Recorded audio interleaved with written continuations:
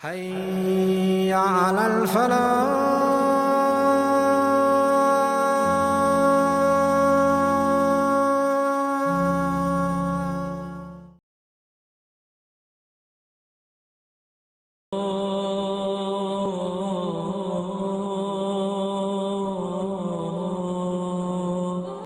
بہرحال خندق کے موقع پر صحیح بخاری میں حدیث ہے، نبی علیہ السلام نے جب وہ ابو سفیان اپنا لشکر لے کے واپس چلا گیا، آپ نے یہ پہلے ہی پریڈکشن فرما دی تھی کہ اے مسلمانوں، اب مشرکین عرب تم پر حملہ نہیں کریں گے، ان کی اب طاقت ٹوٹ گئی ہے، اب تم ان کے اوپر چڑھائی کرو گے۔ اور وہی ہوا۔ پھر آپ علیہ السلام نے یہ 5 ہجری میں غزوہ خندق ہوئی، 6 ہجری میں آپ علیہ السلام نے آپ کو اللہ تعالیٰ نے ایک خواب دکھایا، اس خواب کا ذکر بھی قرآن کے اندر موجود ہے۔ اسی صورت میں آپ نے خواب میں دیکھا کہ آپ عمرے کے لیے تشریف لے گئے ہیں اور آپ کے اصحاب بھی ساتھ ہیں، اور کوئی حلق کروا رہے ہیں، کوئی قصر کروا رہے ہیں، اور نبیوں کا خواب تو وہی الہی ہوتا ہے، جیسا کہ سورہ الصافات میں آیا کہ ابراہیم علیہ السلام نے خواب دیکھا کہ میں اپنے بیٹے کو ذبح کر رہا ہوں، تو انہوں نے اپنے بیٹے سے ڈسکس کیا، تو وہی الہی ہے، یہ نبی کا خواب جو ہے۔ بخاری مسلم کی حدیث ہے، نبوت کا 46واں حصہ۔ تو آپ نے اپنے صاحب سے کہا کہ یہ مجھے اللہ نے حکم دے دیا اصل میں، اور حکم یہ ہے کہ عمرہ کرنا ہے۔ اچھا، یہ عمرہ ایک یونیک عمرہ تھا جس میں قربانی کا جانور بھی ساتھ لے کے جایا گیا۔ ویسے قربانی کا جانور تو آپ حج قران کے اندر ساتھ لے کے جاتے ہیں، عمرے کے لیے بھی قربانی کا جانور لے کے جایا جا سکتا ہے۔ تو اسلحہ بھی ساتھ لیا، لیکن وہ بند اسلحہ تھا، یہ بھی ڈر تھا نا کہ کوئی حملہ نہ کر دے۔ تو بخاری مسلم میں آتا ہے کہ 1400 اصحاب، اور ایک روایت میں آتا ہے 1500، یعنی 1500 کے قریب اصحاب تھے جو آپ صلی اللہ علیہ وآلہ وسلم کے ساتھ عمرے کے لیے تیار ہو گئے جانے کے لیے۔ اب وہاں پہ مشرکین عرب کو یہ اطلاع پہنچ گئی، اب ادھر تو کھلبلی مچ گئی، انہوں نے کہا لو جی ہم پہ حملہ کرنا ہے، آ رہے ہیں، اور یہ عمرے کے بہانے آ رہے ہیں۔ تو انہوں نے خالد ابن ولید کو اور ایک اور شخص کو جو ابھی تک مسلمان نہیں ہوئے تھے بھیجا جاسوسی کرنے کے لیے۔ انہوں نے آ کے جب دیکھا کہ بھئی یہ تو مطلب اس ارادے سے نہیں آئے ہیں، اور کوشش بھی کی کچھ لوگوں کو چھیڑخانی کرنے کی کہ یہ ہمارے ساتھ لڑائی کرتے ہیں کہ نہیں۔ نبی علیہ السلام نے حکم فرمایا تھا کہ اگر وہ چھیڑخانی کرے بھی جواب نہیں دینا۔ ان کو خیر یقین ہو گیا، انہوں نے جا کے واپس رپورٹ کی کہ یہ تو اس لیے نہیں آ رہے ہیں، لیکن ابو سفیان اور باقی لوگوں نے کہا کہ نہیں یہ تو اس طرح، تو ہم قریش مکے کے سردار ہیں، یہ کس طرح اس طرح آ سکتے ہیں، ہماری ناک کٹ جائے گی، ان کو روکو، نہیں آنے دینا۔ اب بیچ میں کچھ ایسے لوگ بھی شامل ہوئے جنہوں نے سمجھایا کہ بھئی تمہاری پوری دنیا کے اندر بے عزتی ہوگی، حرم تو سب کے لیے ہے، اور تم یہ حرم کی بنیاد کے اوپر ہی ساری یہ روٹی روزی تمہاری چل رہی ہے، باہر کے لوگ آتے ہیں، اور حرم جو ہے یہ ایک انٹرنیشنل سٹی ہے، سب لوگ ادھر آ سکتے ہیں حج عمرے کے لیے، تم کیسے اس کو روک سکتے ہو، تو بدنامی ہوگی۔ بہرحال خیر یہ سارے معاملات چلنا شروع ہوئے۔ یہ پوری ڈیٹیل آپ کو غزوہ جو صلح حدیبیہ کا چیپٹر ہے بخاری میں اور مسلم میں، یہ پوری ڈیٹیل آپ کو اس میں مل جائے گی۔ الٹیمیٹلی انہوں نے عروہ ابن مسعود کو جو ہے نا بھیجا نبی علیہ السلام کے پاس ڈسکشن کے لیے کہ آپ واپس چلے جائیں۔ اس نے آ کے نبی علیہ السلام کو بڑا ڈرایا اور دھمکایا، جا کے خیمے کے اندر کہ یہ تمہارے ساتھی جو ہیں تمہیں چھوڑ کے چلے جائیں گے، اور تم اس طرح نہ کرو، ہو سکتا ہے تمہیں مار دیں قریش مکہ، اور یہ وہ۔ اب اس ظالم کو کیا پتا تھا کہ یہ تو اللہ کے پیغمبر ہیں، ٹھیک ہو گیا۔ اب اسی دوران صحیح بخاری کے الفاظ ہیں کہ جب یہ گفتگو کر رہا تھا تو حضرت ابو بکر صدیق رضی اللہ تعالیٰ عنہ پاس ہی بیٹھے ہوئے تھے۔ آپ کو بڑا سخت غصہ آیا، یعنی ایک شخص حضور کے منہ پہ آ کے یہ دھمکی دے رہا ہے کہ تجھے تیرے ساتھی چھوڑ جائیں گے جو تیرے لیے اتنی قربانیاں کر رہے ہیں، تو نے اپنی جان بچانی ہے تو واپس چلا جا۔ اب اتنی گستاخانہ جملہ کون شخص سن سکتا ہے؟ تو حضرت ابو بکر رضی اللہ تعالیٰ عنہ کو بڑا غصہ آیا، اور آپ نے اس کو وہاں پہ بڑے سخت الفاظ کہے، اور جس کو آج کل ہمارے علماء نے دلیل بنایا ہوا ہے گستاخانہ رسول کو گالیاں نکالنے کی، حالانکہ وہ اس طرح ہے ہی نہیں تھا۔ وہ تو انہوں نے وہ بات کی جو کرا کرتے تھے، تو چونکہ وہ اپنے بت لات اور منات کی شرمگاہوں کو چاٹتے تھے، یہ ان کی ایک عبادت کا تصور تھا۔ جس طرح ہمارے بھی پنجاب کے اندر ایک ایسا دربار ہے جہاں پہ لکڑی کے بنا کے شرمگاہیں لٹکائی ہوئی ہیں، اور لوگ وہاں پہ جاتے ہیں، چڑھاوے بھی چڑھاتے ہیں۔ تو حضرت ابو بکر کو اتنا غصہ ہے کہ تم نبی علیہ السلام سے اس طریقے سے گفتگو کر رہے ہو، تو انہوں نے کہا جاؤ تم لات اور منات کی شرمگاہیں چاٹو، جو تمہارا کام ہے۔ یہ آپ نے گالی نہیں دی تھی، جو وہ کرتے تھے وہی کہا تھا۔ گالی تو ہوتی ماں بہن کی کو گالی نکالتے ہیں، یا جس طریقے سے گالی نکالنے کا انداز ہے، اس کو گالی کہنا غلط ہے۔ جس طرح آج اگر کوئی قبر کی مٹی چاٹتا ہے اور ہم اس کو کوئی قرآن و حدیث سے بات سمجھاتے ہیں اور وہ بات ماننے کے لیے تیار نہیں ہوتا، تو ہم کہیں گے جا تو فلاں قبر دی مٹی جا کے چاٹ، تو یہ کہے گا مجھے گالی دے دی ہے، وہ تو چاٹتے ہیں نا سر۔ تو گالی تو نہ ہوئی جو کرتے تھے وہ. خیر میرا یوٹیوب پہ ایک کلپ بھی ہے, گستاخوں کو گالیاں دینا کیا ثواب کا کام ہے, تو اس میں میں نے ان کے سارے دلائل ذکر کیے ہیں قرآن اور حدیث میں جو وہ پیش کرتے ہیں. پھر حضرت مغیرہ ابن شعبہ رضی اللہ تعالیٰ عنہ بھی پاس کھڑے ہوئے تھے, اور وہ تھوڑی تھوڑی دیر بعد, بخاری کے الفاظ ہیں کہ اس کی عادت تھی وہ حضور کی داڑھی کی طرف نہ ہاتھ بڑھاتا تھا بات کرنے میں نا, اس کا ایک بعض لوگوں کا ایک عادت ہوتی ہے نا, تو یہاں پہ بھی بعض لوگ جو ہیں وہ کسی کو منانے کے لیے اس کے داڑھی کو ہاتھ, تھوڑی کو ہاتھ لگاتے ہیں. تو جب وہ داڑھی کو ہاتھ لگاتا تو حضرت مغیرہ ابن شعبہ جو ہے نا وہ اپنی تلوار کا جو دستہ ہے نا بیک سائڈ کے اوپر, وہ اس کے ہاتھ پہ یوں مارتے کہ پیچھے کر گستاخ, اپنے ناپاک ہاتھوں کو نبی اسلام کی داڑھی سے پیچھے کر. اچھا, تو اسی میں آتا ہے کہ جب حضرت بکر نے اسے کہا تو اس نے کہا ابو بکر میں تجھے جواب دے سکتا ہوں اس بات کا, لیکن تیرا میرے اوپر احسان ہے, میں اپنی زبان بند کرتا ہوں. لیکن حضرت مغیرہ ابن شعبہ کے بارے میں جب بات ہوئی تو اس نے پھر کہا کہ بھی اس کو پھر انہوں نے, یعنی اس نے جواب دیا اور ان کی کوئی پرانی غلطی ذکر کر دی کہ انہوں نے وہ کہیں پہ چوری کی تھی, کوئی ڈاکہ مارا تھا اور مال لوٹ کے لے آئے تھے, اس کے بعد وہ مسلمان ہو گئے تھے. تو حالانکہ نبی الاسلام کے پاس جب آئے تو آپ نے کہا کہ تیرا اسلام قبول ہے, لیکن یہ مال میرے پاس نہیں تو نے جمع کرانا, مال تو جو ہے نا وہ جس کا ہے اس کو دے. تو اس کی طرف اس نے اشارہ کیا کہ اس وقت میں نے تجھے پناہ دی تھی نا جب تو نے لوگوں کا مال اس طرح ہڑپ کیا تھا. تو یہ مغیرہ ابن شعبہ رضی اللہ عنہ کو اس نے جواب دیا. اچھا جی, پھر اسی دوران نبی الاسلام خیمے سے باہر تشریف لے کے آئے. اب صحابہ کرام یہ چاہتے تھے کہ ان کو ذرا دکھائیں کہ ہم کتنے جانثار ہیں. تو نماز کا ٹائم ہو گیا, نبی الاسلام نے وضو کے لیے پانی منگوایا. اب وہ جو تھا نا عروہ ابن مسعود, وہ وہیں پہ موجود تھا جو کافروں کی طرف سے ایلچی بن کے آیا ہوا تھا. یہ بخاری میں پوری حدیث ہے ڈیٹیل کے ساتھ, کتاب الشروع چیپٹر کے اندر. اب نبی الاسلام وضو کر رہے ہیں تو صحابہ کرام نیچے ہاتھ لے کے کھڑے ہو گئے, آپ کے وضو کا پانی نہیں نیچے گرنے دے رہے. حتیٰ کہ آپ علیہ السلام نے تھوک پھینکی تو ایک صحابی نے وہ بھی اپنے ہاتھوں پہ لے کے اپنے جسم پہ ملی, اور کسی کو نہیں جب پانی وہ ملتا تھا, ظاہر اب کتنے لوگ سائڈ پہ, اب 1400 صحاب ہیں, تو جس کا ہاتھ گیلا ہو جاتا تھا حضور کے وہ پانی گرنے کی وجہ سے وہ اس سے اپنا ہاتھ مل کے اپنے جسم پہ مل لیتا تھا. اب یہ وہ منظر جو ہے نا عروہ ابن مسعود جو ہے نا وہ ڈائریکٹ تو نہیں دیکھ رہا تھا, وہ شرمندگی اس کو محسوس ہو رہی تھی, کیونکہ ابھی تو وہ حضور کو کیا کہا تھا کہ یہ تو تجھے چھوڑ کے چلے جائیں گے. تو وہ حدیث کے الفاظ ہیں, وہ بعد میں مسلمان ہو گئے, پھر انہوں نے خود ہی روایت کی یہ حدیث عروہ ابن مسعود نے. حتیٰ کہ بخاری مسلم میں حدیث ہے کہ حضرت عیسیٰ ابن مریم کو کسی نے دیکھنا ہے تو عروہ ابن مسعود کو دیکھ لیں, ان کی عام شکل ہے, میں نے ان کو شب معراج دیکھا ہے, گھنگریالے بالوں والے. تو یعنی وہ بڑے خوبصورت تھے, اسلام لانے سے پہلے بھی خوبصورت تھے. خوبصورتی کا تعلق جو ہے وہ عشق رسول سے یا اسلام لانے یا نہ لانے سے نہیں ہوتا, وہ اللہ تعالیٰ نے کسی کو خوبصورت بنا دیا. تو وہ ابو لہب اتنا خوبصورت تھا, خوبصورتی کوئی کرائٹیریا نہیں کسی کے نیک ہونے, جنتی ہونے یا دوستی ہونے کا. بعد میں کوئی یہ تو نہیں اسلام لانے کے بعد ان کی شکل حضرت عیسیٰ والی بن گئی تھی, پہلے کی تھی. تو وہ اللہ کے علم میں تو تھا کہ انہوں نے اسلام قبول کرنا ہے, تو وہ نا اب ڈائریکٹ تو نہیں دیکھتا تھا, تو وہ یوں یوں کر کے کنکھیوں سے دیکھتا تھا کہ یہ کیا کر رہے ہیں. ڈائریکٹ دیکھنے میں وہ اپنی ایک تذلیل محسوس کر رہا تھا.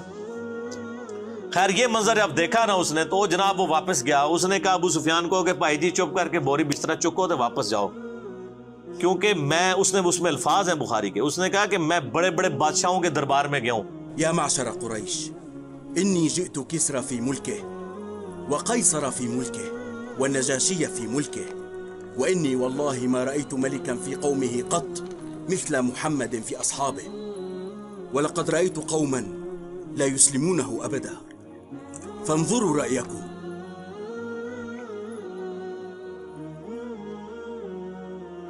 میں کیسر و کسرا رومن امپائر کے ہیڈ اور پرشین امپائر کے ہیڈ کے درباروں میں بھی گیا ہوں, میں نجاشی کے دربار میں بھی گیا ہوں. میں نے کسی بھی بادشاہ کی رعایا کو یہ تعظیم کرتے ہوئے نہیں دیکھا اپنے سردار کی جو محمد صلی اللہ علیہ وآلہ وسلم کے اصحاب کرتے ہیں. پھر اس نے آگے بیان کیا, اس نے کہا اللہ کی قسم جب وہ وضو کرتے ہیں وہ ان کا پانی نہیں نیچے گرنے دیتے, ان کا تھوک مبارک نہیں نیچے گرنے دیتے, اور اللہ کی قسم میں نے دیکھا کہ جب نبی الاسلام گفتگو کرتے ہیں تو وہ اس طریقے سے خاموش ہو جاتے ہیں گویا کہ ان کے سروں پر پرندے بیٹھے ہوئے ہیں, اور آپ کی بس زبان مبارک سے بات نکلنے کی دیر ہوتی ہے تو جھپٹ پڑتے ہیں وہ, اور وضو کا پانی لینے کے لیے وہ اس طرح کی دگ و دو کرتے ہیں گویا آپس میں لڑ پڑیں گے. تو انہوں نے کہا یہ اس بندے کو آپ لائٹ نہ لیں تو چپ کر کے ان کے ساتھ معاہدہ کر لیں. اب یہ ان کے لیے بہت بڑی تذلیل تھی کہ معاہدہ کر لیں. معاہدے کا تو مطلب یہ ہے کہ انہوں نے مسلمانوں کو پاور کے طور پہ تسلیم کر لیا. ابھی تک تو وہ 3 دفعہ تو مارنے کے لیے آئے نا, بدر میں, احد میں اور خندق میں. اب وہ پاور تسلیم کریں گے تو تبھی معاہدہ کریں گے. سہیل ابن عمرو کو بھیجا, وہ بھی بعد میں صحابی بن گئے. ان کا بیٹا تھا ابو جندل اور دوسرا بیٹا تھا عبداللہ. سر یہ آپ نے سب کچھ دیکھنا تو عمر سیریز دیکھے. قطر والوں نے 30 اقساط کے اوپر سیدنا عمر فاروق رضی اللہ تعالیٰ عنہ کی پوری بایوگرافی فلمائی ہے, ان کو سینٹرڈ کر کے نبی علیہ السلام کی سمجھ لیں سیرت فلما دی ہے ویڈیو میں. اس میں یہ ساری کی ساری انہوں نے مناظر جو ہے نا جو کریٹیکل ہیں وہ سارے فلمائے ہوئے ہیں.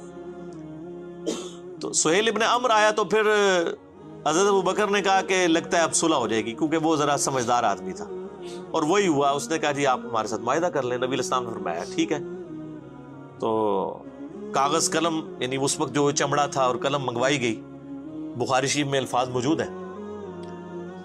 نبی علیہ السلام نے یعنی اس میں لکھی ہوئی تھی بسم اللہ الرحمن الرحیم, تو اس نے پہلا اعتراض ہی بسم اللہ کے اوپر کر دیا, کیونکہ مشرکین عرب اللہ تعالیٰ کے لیے رحمان اور رحیم کے لفظ کو نہیں مانتے تھے. اسی لیے وہ سورۃ الکہف میں آتا ہے نا, سورہ بنی اسرائیل میں, کہ اللہ کو اللہ کہہ کے پکارو یا رحمان کہہ کے, یہ سب اچھے نام اللہ ہی کے. وہ اللہ نے اصل میں ان کا رد کیا تھا. اس نے کہا جی یہ بسم اللہ کو نہیں, ہم آپ بِاسْمِ کا اللہم لکھیں. نبی علیہ السلام نے فرمایا ٹھیک ہے جی, کاٹ کے بسمی کا اللہم لکھ دیتے. اللہ گالتے ہوئی سی. اچھا پھر اس میں لکھا گیا یہ جو ہے وہ محمد رسول اللہ صلی اللہ علیہ وآلہ وسلم اور مشرکین عرب کے درمیان معاہدہ ہے. اس نے کہا جی ہم تو آپ کو اللہ کا رسول مانتے ہی نہیں ہیں, اگر رسول مانتے ہوتے تو آپ کے ساتھ لڑائی کرتے ہم, تو آپ اس کو محمد ابن عبداللہ کرتے.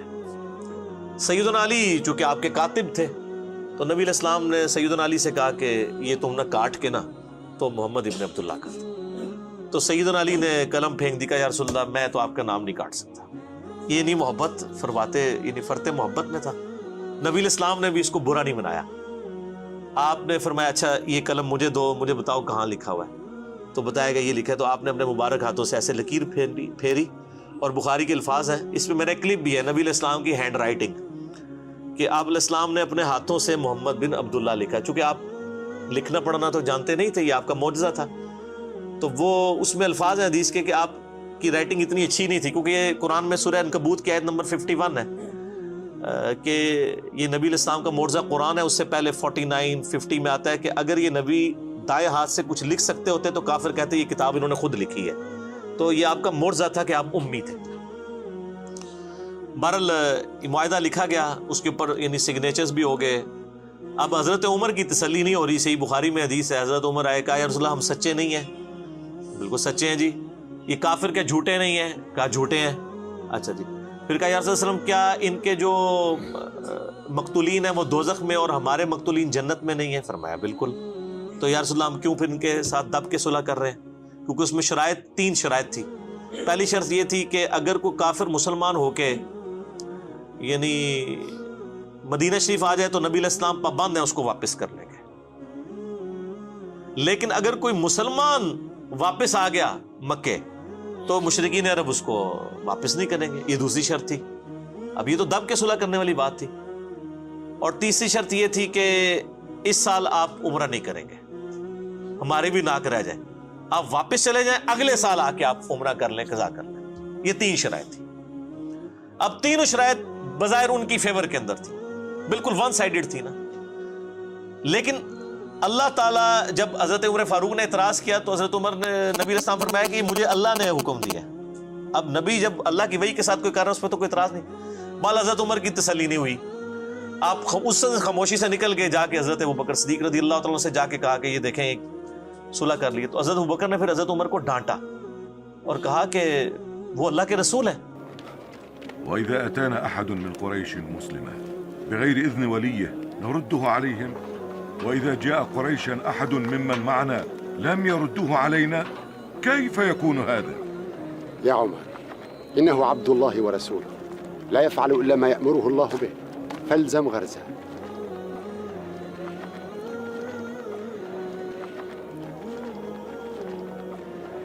اور حضرت عمر کہتے ہیں مجھے پوری زندگی میں نے بڑا صدقہ اور خیرات کیا ہے. اس دن مجھ سے نبی علیہ السلام کے ساتھ مس بیہیو جو کیا, حالانکہ اس میں مس بیہیو کوئی بھی نہیں تھا, لیکن ظاہر ہے کہ وہ جو شریف انسان ہوتا ہے وہ تو سمجھتا ہے کہ نبی کا مرتبہ کیا ہے، وہاں تو آپ آواز بھی اونچی کریں تو اعمال غارت ہو جائیں گے۔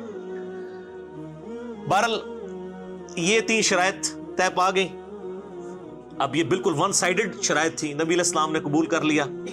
اب بخاری کے الفاظ ہیں، آپ علیہ السلام خیمے سے باہر نکلے اور آپ نے معاہدہ کہا کہ یہ ہو گیا ہے، تو اب اس طرح کرو کہ سب لوگ جو ہے نا یہیں پہ قربانیاں اپنی قربان کر دو۔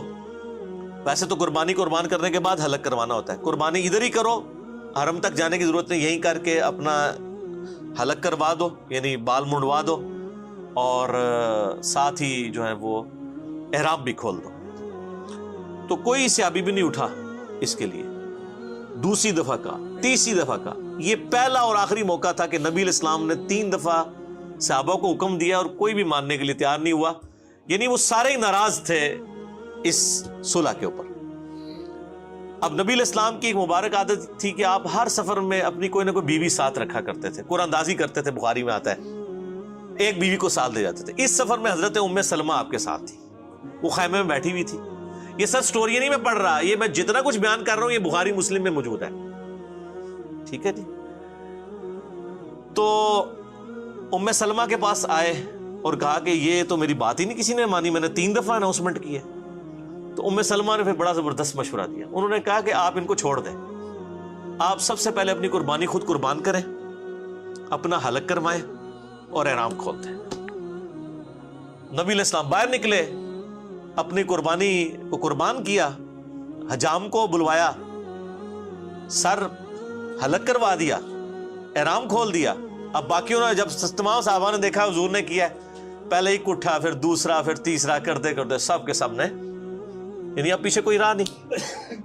این ممکن ہے کہ اصحاب یہ سوچ رہے ہوں کہ کوئی شاید کوئی نیا حکم نازل ہو جائے تو شاید کوئی نہ کوئی ہمیں اجازت مل جائے، کیونکہ صحابہ تو چاہ رہے تھے کہ ہم ان کے ساتھ لڑائی کریں گے اور یہ معاملہ کریں گے۔ اس دوران ایک اہم واقعہ ہوا جو بخاری مسلم دونوں میں موجود ہے کہ حضرت عثمان غنی رضی اللہ تعالیٰ عنہ کو نبی علیہ السلام نے اپنا سفیر بنا کے مشرکین عرب کے پاس ڈسکشن کے لیے بھیجا۔ انہوں نے ان کو وہاں پہ قید کر لیا، یعنی محصور کر لیا، واپس نہیں آنے دیا۔ ان کو بلکہ آفر کی کہ تم عمرہ کر لو، چونکہ وہ حضرت عثمان بھی بنو امیہ سے تھے، ابو سفیان بھی بنو امیہ سے تھا۔ نبی علیہ السلام نے بڑی سمجھداری کی کہ ان کے خاندان کا ایک بندہ بھیجا، یہ خطرہ تھا کسی اور کو بھیجتے وہ قتل ہی نہ کر دیں، لیکن خاندان والوں کا خیال کرتے تھے، کیونکہ قبائلی سسٹم بڑا اسٹرانگ تھا نا، وہ سال 2 کھڑے ہو جاتے تھے امیت میں۔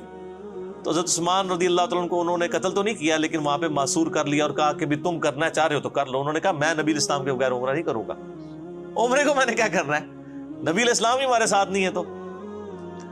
تو لیکن پیچھے یہ خبر مشہور ہوگی مسلمانوں میں کہ حضرت عثمان کو شہید کر دیا گیا۔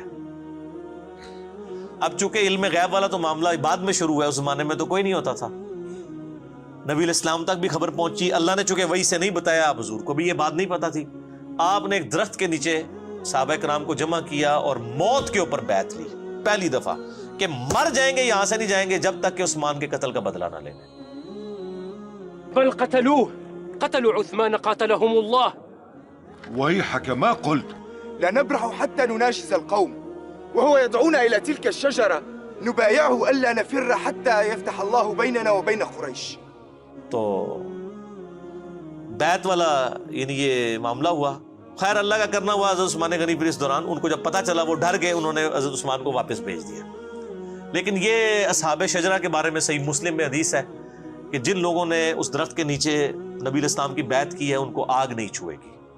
اور قرآن پاک میں بھی اللہ تعالیٰ نے اسپیسیفکلی یہ جو اس میں آیات نازل ہوئی ہیں نا، رضی اللہ عنہم ورضوا عنہ اور محمد رسول اللہ والذین معہ اشداء علی الکفار، یہ اسپیسیفکلی صلح حدیبیہ کے صحاب کے بارے میں جو واقعی جانثار تھے۔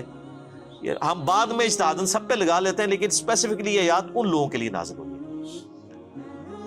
تو حضرت عثمان غنی رضی اللہ تعالیٰ عنہ کی طرف سے نبی علیہ السلام نے اپنا ہاتھ بلند کیا، آپ نے فرمایا یہ میرا ہاتھ ہے اور یہ عثمان کا ہاتھ ہے، میں اس کی بھی بیعت یعنی لیتا ہوں۔ اور قرآن میں اس بیعت کو یعنی ایسی بیعت کہا گیا کہ اللہ تعالیٰ نے فرمایا کہ یہ بیعت جب کی جا رہی تھی تو تمہارے ہاتھوں پر اللہ کا ہاتھ تھا، یعنی نبی علیہ السلام آن دا بہاف آف گاڈ بیعت لے رہے تھے، جو سورہ توبہ میں آتا ہے اللہ تعالیٰ نے مومنین کی جانیں جو ہیں وہ اور ان کی مال جنت کے بدلے میں خرید لی ہیں، تو مومن اس بیعت کے اوپر خوشیاں منائیں۔ بیعت کہتے ہیں، بے اردو میں لفظ استعمال ہوتا ہے نا، با یا عین، بیچنے کو، تو مومنین نے اپنے آپ کو بیچ دیا اللہ کے سامنے، اپنے مال کو اور اپنی جان کو جنت کے عوض۔ تو یہ جو پیری مریدی والی بیعت ہے نا، یہ آپ جا کے لوگوں کے سامنے اپنے آپ کو بیچ دیتے ہیں، پھر واقعی وہ تو خرید ہی لیندے نے، جو کچھ کر دیں نا تواڈے نال کرتے صحیح نے ویسے، تو بیعت کریں اللہ اور اس کے رسول کی عز وجل و صلی اللہ علیہ وآلہ وسلم۔ تو حضرت عثمان یعنی اس دن معزز تھے، اللہ تعالیٰ نے یعنی ان کو یہ مرتبہ دیا۔ اچھا معاہدہ لکھا گیا تو اب سہیل ابن عمر کا بیٹا تھا ابو جندل، وہ مسلمان ہو چکا ہوا تھا، جو معاہدہ لکھنے آیا اس کا بیٹا مسلمان، اسی دوران وہ وہاں پہ آ گیا۔ یا معشر المسلمین، یا معشر المسلمین، انی جئتکم فارا الی اللہ ورسولہ۔ بیڑیوں میں جکڑے ہوئے تھے، وہ بھاگ کے آ گئے۔ تو ابو جندل کی حالت دیکھی مسلمانوں کو ترس آ گیا۔ اس طریقے سے یعنی ان لوگوں نے اپنی طرف سے ہوشیاری کرنے کی کوشش کی۔ اچھا جب یہ سب کچھ ہوا پھر حضرت عمر آئے حضرت ابوبکر کے پاس اور کہا کہ آپ نے سچ کہا تھا، یہ اللہ کے رسول ہے صلی اللہ علیہ وسلم، یعنی میرا وہ ویژن نہیں تھا کہ ہم دب کے صلح کر رہے ہیں، اور یہ صلح جو ہے وہ مسلمانوں کے لیے فتح کی نوید ثابت ہونی ہے۔